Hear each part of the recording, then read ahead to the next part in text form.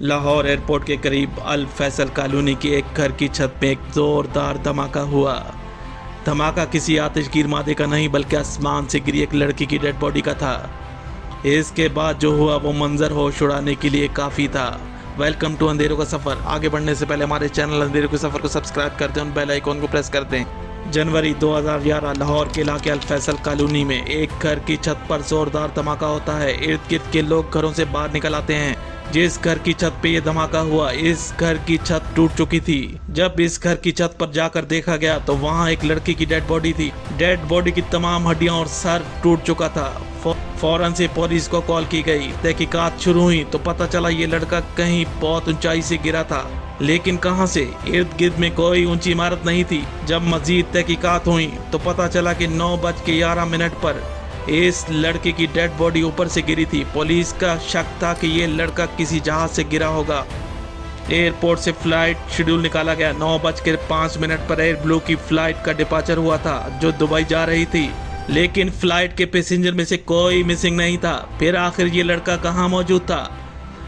अगले ही दिन एयरपोर्ट इंतजामिया को रनवे से एक मशकूक बैग मिला, जिससे पता चला कि एयर ब्लू के जहाज से गिरने वाला लड़का, जिसका नाम कासिम सदीक था, ये बैग उसी का था। मजीद इन्वेस्टिगेशन हुई तो पता चला कि ये दो दोस्त थे जिन्होंने एयरपोर्ट के रनवे के अंदर से चोरी छुपे दाखिल हुए थे। हैरत की बात ये थी कि 21 सिक्योरिटी चेक पोस्ट थी, लेकिन ये दोनों एयरपोर्ट के अंदर दाखिल होने में कामयाब हो गए थे। रनवे पर मौजूद एयर ब्लू की फ्लाइट दुबई जाने के लिए तैयार थी। इस बीच कासिम भागकर इस जहाज के लैंडिंग गियर के अंदर चला गया और वहां बैठकर जहाज के चलने का इंतजार करने लगा, लेकिन इस शख्स के साथ दूसरा लड़का भी मौजूद था। इसका कुछ पता न चल सका कि वो कहाँ है। जैसे ही एयर ब्लू की परवाज 9 बजे रवाना हुई, अभी जहाज ने उड़ान भरी ही थी। पायलट की तरफ से कंट्रोल टावर को पैगाम दिया गया। वो पैगाम ये था कि लैंडिंग गियर बंद नहीं हो रहे। पायलट ने बार बार लैंडिंग गियर को बंद करने की कोशिश की। कुछ ही देर में लैंडिंग गियर बंद हो चुके थे। पायलट ने दोबारा कंट्रोल टावर को पैगाम दिया कि इसके लैंडिंग गियर बंद हो चुके हैं, एवरीथिंग इज ओके। लेकिन सब कुछ ठीक नहीं था। मसला लैंडिंग गियर का नहीं था, बल्कि लैंडिंग गियर के अंदर स्पेस में मौजूद के लैंडिंग गियर के इस स्पेस में वो लड़का बैठा हुआ था, जिसकी वजह से लैंडिंग गियर बंद नहीं हो रहे थे। पायलट की तरफ से बार बार कोशिश करने से वो लड़का गिर गया और अल फैसल कॉलोनी के एक घर के छत पर जा गिरा। ये कोई एक वाकया नहीं था कि किसी शख्स ने लैंडिंग गियर में घुस के जहाज में सफर किया हो। ऐसे कई वाकयात हुए जिसमें कई लोग कामयाब भी हुए हैं, लेकिन ज्यादातर लोगों की मौत हो जाती है।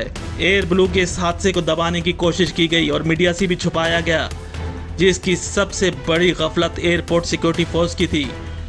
इनकी चेक पोस्ट होने के बावजूद ये दोनों लड़के रनवे पर कैसे आ गए? और इस वाकये में सबसे बड़ी मिस्ट्री ये थी कि दूसरा लड़का कहाँ गया, जिसका पता आज तक न चल सका। क्या ये जहाज के साथ ही कहीं चला गया या सफर के दौरान किसी ऐसी जगह पे जा गिरा जहाँ किसी को मालूम ना हो सका?